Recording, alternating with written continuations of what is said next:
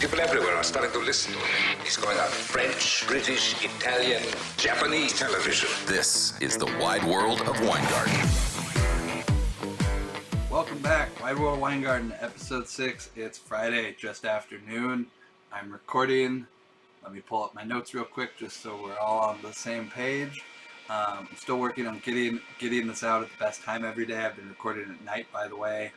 Gonna switch to morning recordings going forward. I think there's more information, better stuff to talk about early in the morning as opposed to late at night. We're going to talk about what's going on going forward more as opposed to what's just happened. But right now we have a lot to talk about today. So jumping into golf, the second round's over in Spain. Only 12 guys under par. I think the leader's at -4. Alex Bjork, one of my bets, is tied for 16th place, 1 over. I'm not holding out much hope he's going to make a run though. Minwoo Lee, also my other bet, +2. Again, not holding out much hope he's going to make a run, but at least with so few players under par, anything can happen this weekend. And half a golf tournament, 36 holes, is still a lot of time for stuff to happen. John Rahm, the favorite, 3-1 favorite this week, incredibly low favorite. He's 10 over. Obviously going to miss the cut. I wouldn't read too much into that though going forward. This the swing slate on the tours this kind of time of year could lead to some weird results like that for guys who are showing up at events potentially for appearance fees or whatever. Over on the PGA Tour, the second round of the CJ Cup's underway at the Summit Club in Las Vegas for everyone except Keith Mitchell, who's currently 6 shots clear of second place. Followed up his 10 under first round yesterday with a 7 under through 17. He's currently finishing up the 18th right now. Everyone else playing for second at the moment, but again, these leads have a way of crashing back as the weekend goes on. Eric Van Rooyen, one of my bets at 100-1, is currently at -9. McNeely is tied for 16th at -7 right now. I'd be more optimistic about both of these bets if Keith Mitchell could chill out just a little bit and make it a tournament this weekend. But that's golf for now. Let's go on to baseball, where obviously the big news of the day is the Dodgers-Giants game last night. Dodgers win 2-1, advance to the NLCS. Game might go down as the most memorable of the playoffs. Came down to the last pitch of the last game of the year between the two best teams in baseball. Ended up being decided by a bad call. Left a little bit of a bad taste in my mouth as a baseball fan. As a bettor, I was relatively happy. My live bets on the Dodgers and the under all worked out, but as a fan, can't help but be a little disappointed at the outcome and having such a game that was so tense for over 3 hours be decided by an umpire like that. If I was a Giants fan, I'd probably be a little more upset. But it's baseball. It's just the way it goes. Every team's been on the right and wrong side of these calls before. It's really all I gotta say about that. The Dodgers series price opened at about -180 for the NLCS at the Westgate last night. Got bet up to -200 pretty quick. I see -195 at DraftKings right now, -200 at Circa. I think the line's pretty fair, and Dodgers are going to win in 5 or 6 games. But I'm not laying the series price here, mainly because I took Dodgers pennant futures before the season, so effectively I already did lay the series price just via the pennant future. 5-6 games for the Dodgers. I think they got their hardest matchup out of the way in the division series, and they have some smooth sailing to a potential World Series title with their pitching depth, which frankly is absolutely unmatched by the other 3 teams left contending. Over in the AL, the Astros and Red Sox start the ALCS tonight with the Red Sox +125, Astros -125. Chris Sale and Framber Valdez pitching. I bet the Red Sox series price, as I mentioned earlier this week.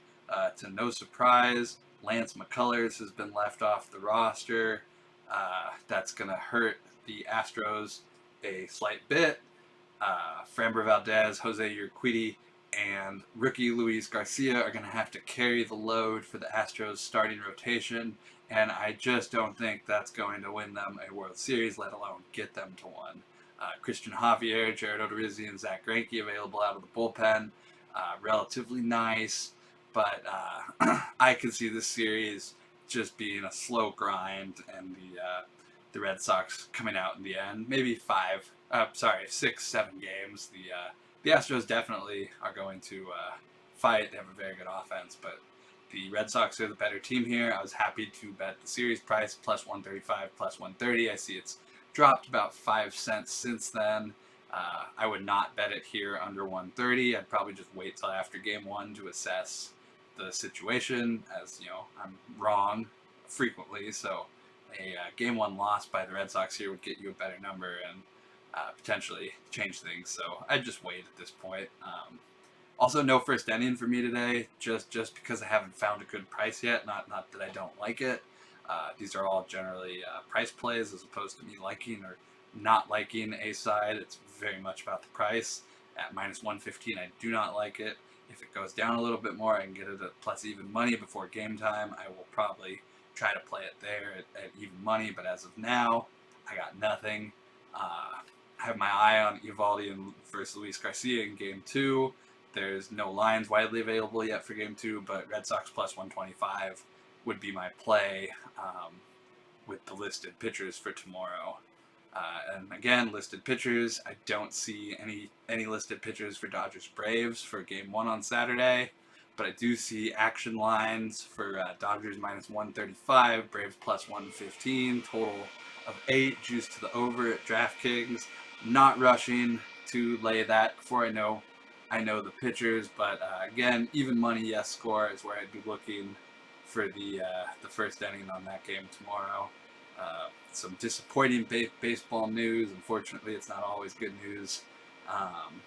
The ALCS, NLCS MVP futures that I was very much looking forward to betting and talking about are not widely available. As far as I can see at the moment, they're only available at FanDuel, where my limits aren't even high enough for me to really consider betting them. As far as the numbers went, I looked at them for a minute and I did not see much that I considered worth my time. So sadly, I don't think we're going to be talking about NLCS and ALCS MVPs. We're going to have to wait till the World Series for that market again. A little disappointing, but we'll move on. Another thing with baseball is the Arizona Fall League is underway, and the Mets, I just wanted to point out, they got a prospect, Brett Batty, B-A-T-Y, who has hits in 5 of his first 7 at bats. You can see some of the footage on Twitter if you follow me. I probably retweeted some of it today. Looks pretty good. He's a nice, fast-rising prospect in the Mets system. We haven't really talked about baseball prospects, baseball cards, or a lot of the obscure baseball stuff that I'm potentially known for, and the reason for that's mostly just because I've been getting started and we're only a week into this, but also it's the playoffs, and the focus is on the playoffs and the World Series and what's going on the field, not so much prospects right now. We will get into prospects. There's going to be an entire off season's worth of prospects to discuss and baseball cards, and just so you could see here, if you could see here, I have this giant envelope. I'm trying to get it towards the camera. If you could see, sorry, I'm still new at this. This giant envelope here is it's all the baseball cards that I bought during the season, and I never even opened the package because I was so busy with gambling stuff. So I'd say there's probably like 25, 30 baseball cards in there that we'll open up each day and go through. I know there's at least 2 Bobby Witt autograph chrome cards in there, or Juan Soto autograph card, and you know, I don't even remember what I bought, honestly, so we'll remember it together and go through them, and we'll talk about all these different prospects and the cards I have, and we'll find out if any of them have appreciated in value since I haven't opened them, but since I bought them but haven't opened them. So that's what we're going to talk about coming up. You have that to look forward to after the baseball, the World Series wraps up. All right, on to the NFL. I bet a anytime touchdown prop this weekend. It's Jamar Chase plus 105 to score a touchdown against the Lions. I mentioned a couple days ago that with Jamar Chase and Kyle Pitts on the Falcons. I'd rather bet their anytime touchdown props each week as opposed to Rookie of the Year futures. I've gone into detail before about how it's a quarterback award, essentially, and you have to put up incredibly spectacular season-long numbers to beat a quarterback or any quarterback in these markets. And I do think Jamar Chase is going to put up a legitimate candidacy and probably finish second if I had to guess, second or third. You know, we're only 5 weeks in, so this all changes. But I don't advocate betting position players at 4-1 or 3-1 or 2-1 or whatever he is. This week, I'm gonna just bet the touchdown props each week and collect the money if he wins. The Falcons are off after the London game, so no Kyle Pitts props this week. Just plus 105 on Chase versus a weak Lions secondary. As far as sides go, I already mentioned a couple days ago, I bet the Chargers +3, -115 versus the Ravens. Broncos -3.5, -110 versus the Raiders. I think the Raiders are probably going to mail it in relatively for the rest of the season. So probably get a start on that with the Broncos this week. We'll see how bad the Raiders stuff gets. I'm on the Broncos here. I think they still potentially contend for the division. As far as Wong teasers go, I said there were no Wongs yesterday, but the line movement, one popped up today. I see Chargers +8.5, Panthers +8.5 would be the play on a 6-point teaser. If you have access to this at -110, it's a good bet. If you have to lay -120, I wouldn't be too tempted to do that here unless for some reason, you know, you're a super sharp, you know, betting offshore and you're just trying to lay down some cover play on an account that you've run up a bunch of money on and you're just trying to keep it. I'm not necessarily talking about myself here, but I kind of am. That's the only reason I would ever play -120 teasers is to kind of give a book a little bit of a break and say, look, I'm giving you some crappy minus EV action, but I'm still getting the Wong sides for my entertainment. But again, you really have to be disciplined if you want to make money long term doing stuff like betting Wongs. Don't lay -120. Pass if you're getting the bad number, you know, and look for -110 outs that have them. I know they're becoming few and far between, but again, the goal is to make money, and you don't make money laying bad bets. So, you know, just keep stuff like that in mind. I'm always going to try to educate people to be a little smarter and don't give the house too big of an edge if you can help it. If you bet soccer, which is something that I bet very little of, I'd probably say like 1-2% of my entire volume goes to soccer, but I do bet it sometimes for fun, what other people would call recreationally. I do it just because sometimes I'm up early on a Saturday morning getting ready for college football and FCS stuff, and there's EPL games at 6 in the morning, so I might bet one, I might bet two.